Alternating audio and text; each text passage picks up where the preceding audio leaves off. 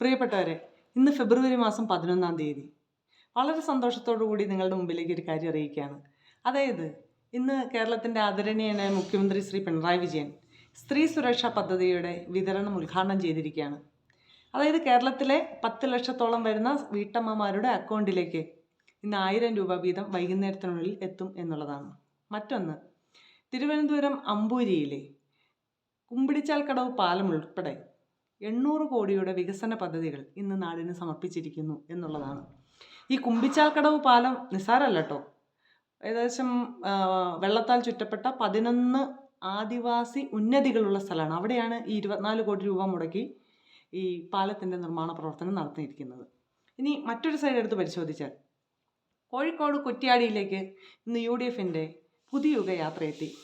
ശ്രീ ഷാഫി പറമ്പലിൻ്റെ അമിതമായ സ്നേഹപ്രകടനം DCC സെക്രട്ടറിയുടെ കഴുത്തിന് പിടിച്ചാണ് തീർത്തത് എന്ന് കേൾക്കുന്നു. ഇത് ചോദിക്കാനെത്തിയ മുല്ലപ്പള്ളി രാമചന്ദ്രൻ സ്റ്റേജിന് വെളിയിലേക്ക് തെറിച്ചു വീണു എന്നുള്ളതാണ് വാർത്ത. എന്തായാലും വളരെയധികം നന്ദിയുണ്ടേ.